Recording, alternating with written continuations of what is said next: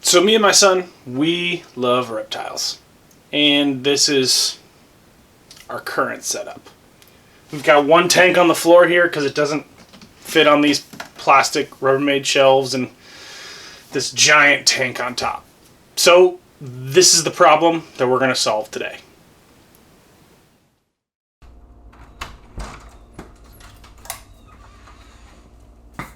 Hey, my name is Joe. Welcome to Shepherd's Workbench.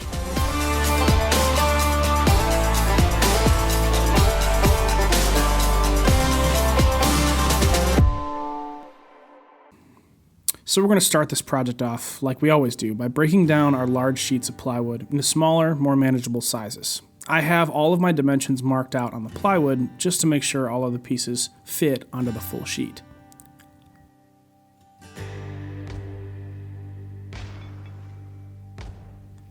Then we're going to take it over to the table saw and bring it down to its final dimensions.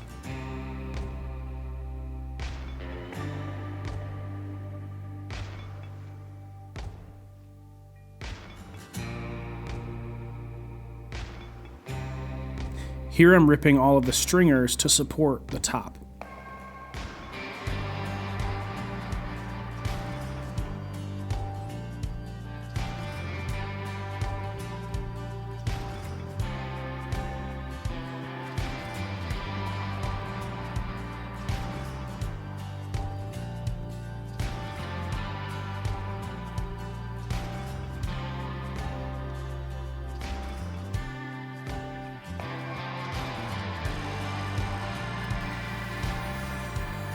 Then I put in my dado stack to cut in a 3/4 inch groove to hold the bottom shelf. This cabinet is going to be holding a lot of weight, so I went with a full 3/4 inch shelf and a back panel. You can see me cutting the dado here for that. Then we're going to head over to the bandsaw to notch out the top of our side pieces to bring our stringers flush. This will make for a stronger cabinet because there's going to be so much weight on top. Alright, so this is our cabinet. It is clamped together just for now, laying on its side. So this is our bottom, this is our top. This is how we're going to measure for our back to be perfect fit. And even seeing this bottom shelf, I probably left it about 1/8 of an inch too wide.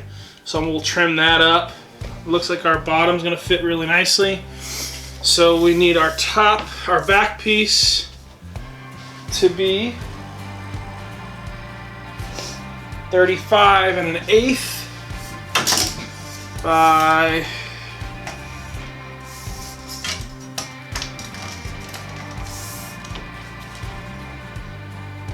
36 and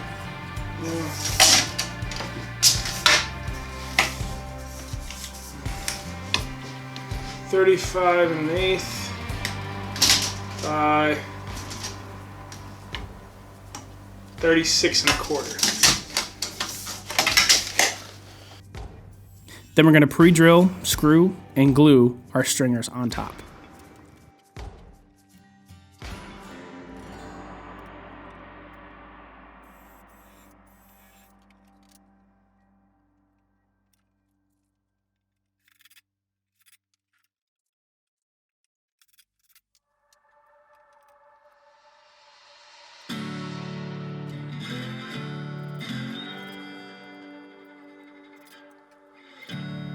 Now we're going to put the bottom on.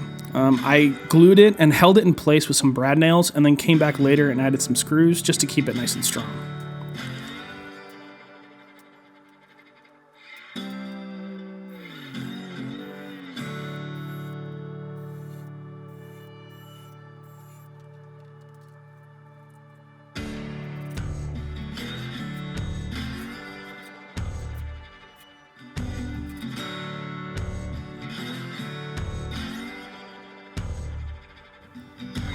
Here we're sliding into our shelf, into those dados that I made, and I made a mistake here. I didn't notice it till the glue was backed on, which you can see I'm doing here again with brads and countersunk screws, but here it is.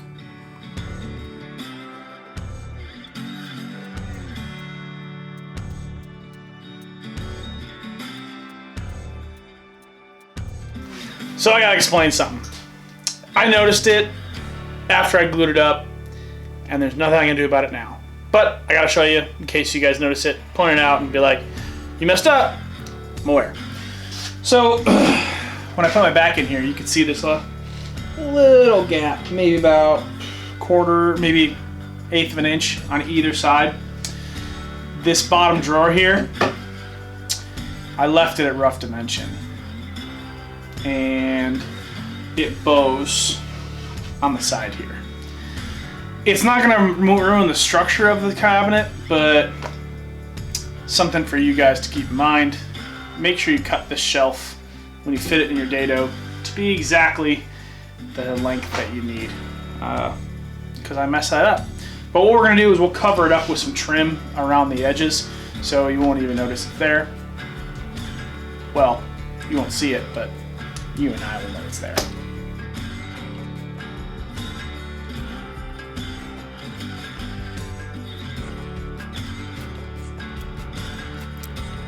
I marked out all of my holes for the casters, which are going on the bottom here, and then I drilled the holes for the carriage bolts. I put on the nuts. I put on the locking nuts originally just to see how much I needed to cut off, but they were super tight and it pulled out the carriage bolts. So I left some of them on, took some of them off, and cut the rest off.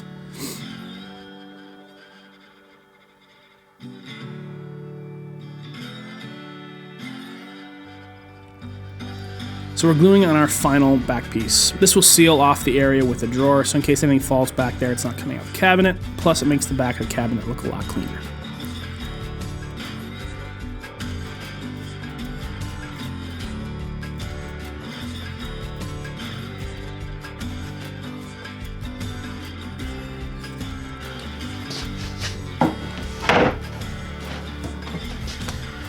Now you can see I left it heavy here on around all sides. What I'm gonna do is glue it down, get it set, screw it in from underneath here, and then I'm gonna do a flush trim bit all the way around just to clean up all the edges, because I got some little bit of overhang here, but it'll all clean up so it's all flush.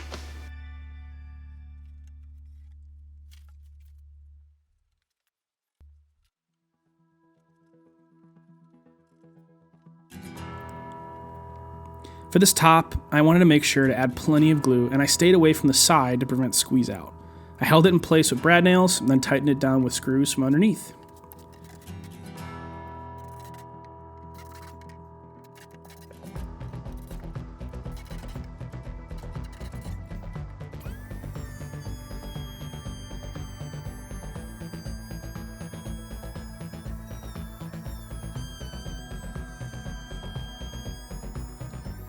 Now the top is trimmed flush. We're going to add some hardwood edge banding. This is hard maple that I mitered around the corners. This will hide the plywood edges, but as this cart rolls around and inevitably bangs into stuff, this will help keep the edge hold up a lot longer.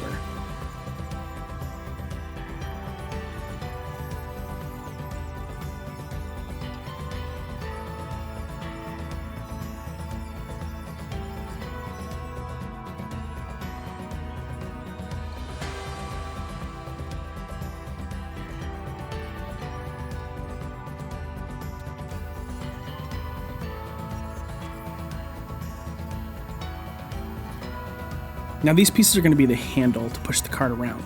I just made the cuts look somewhat nice, flying by the seat of my pants here. I drilled a hole partially through the plywood and then glued in a dowel. I clamp it here to the side of the cabinet and marked the locations of them and drilled the holes through so I can locate them on the other side, and then I glued and screwed it to the cabinet.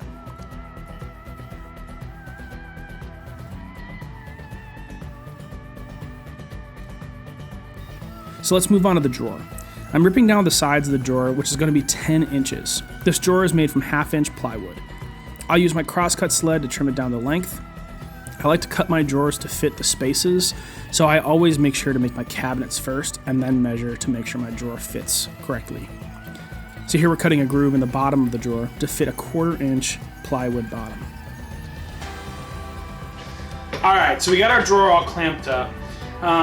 Apologize if you can hear the music in the background. There's a band playing down the street. But off camera, I cut this piece. So the rabbet that we cut earlier, the back piece gets cut all the way through, and that's so we can slide our bottom in and then nail it to this back piece.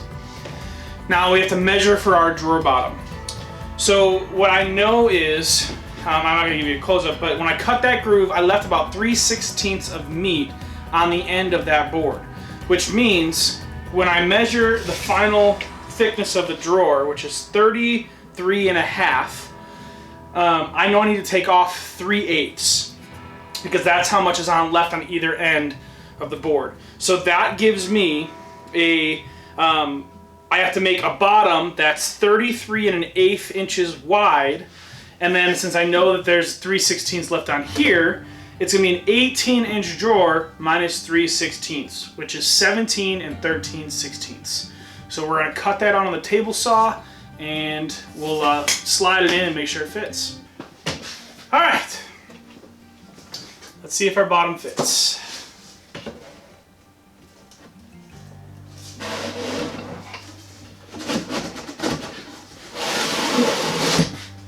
Hot dog. I wish I could say I got that on the first time.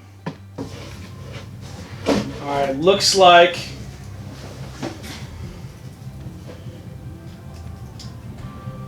a little too wide.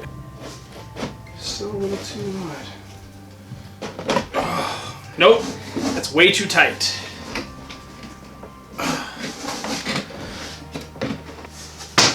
Gotta run those again. But there was a lot of craps that happened in between. So, first time, my little rabbits were too tight. Second time, it was just too long. Third time, it was still too long. But it's finally done. So now we need to undo all of this and glue it, and then do it all over again. For the drawer slides, I marked a line that was about 3 inches from the top and secured it to the side. Then inside the cabinet, I cut a spacer block to put in to be the same height to bring the drawer a 1/2 inch off the bottom of the cabinet. It's a lot easier to do the sides this way. It's cumbersome to get the drawers on its spacers and progressively pull the drawer out and attaching screws the further you pull it out. Even though the depth of the cabinet's about 20 inches, I'm only using 18-inch full extension drawer slides here. This just gives me a little bit more wiggle room in case my measurements were a little off. If I were going to do this over again, I would not have gotten the soft close slides. Since this cart is on wheels, the preloaded springs makes the cart move every time you try to open the drawer, and it's just not ideal. So now we're adding some iron-on edge banding just to cover the plywood edges. I made it look it makes it look super clean. I just trim it with a razor blade and then sand it flush. All right, guys, so I've got the cabinet on its back here up on my workbench. I got the drawer installed. This is gonna be the drawer face.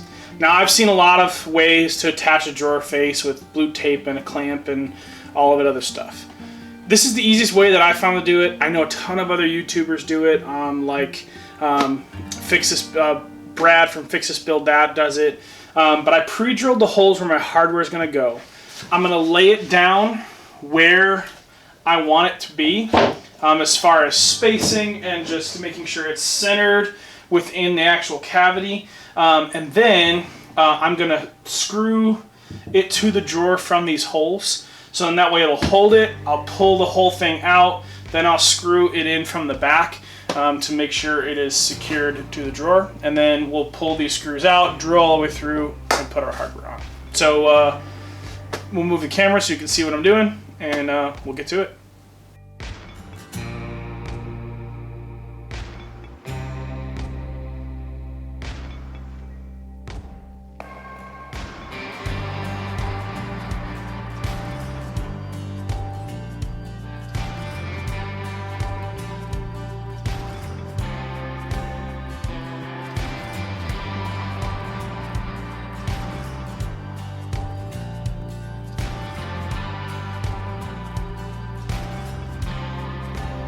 Alright, so these are the hardware handles we're going to use for this drawer. These are the screws that came with it, but they're too short. So I went into my hardware storage and I found these. Exact same size, but these are like 2 inches. So let's see if these work. Now, the thing to remember when you put these in, always get your screws started. Like, you want to probably do 3 or 4 turns to make sure it's threaded in there so you don't cross thread it. Because I'm about to take a drill and put it in there all the way.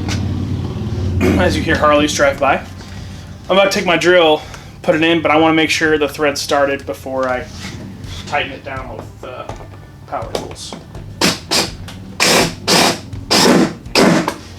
Beautiful! It worked.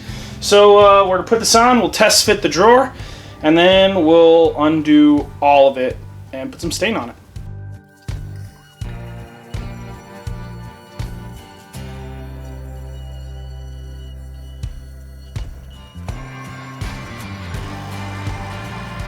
For the finish, I went with Danish oil and a dark walnut color.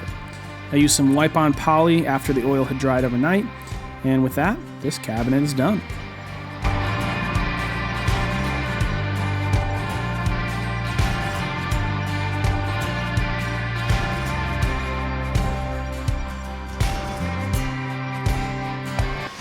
Alright, and there it is.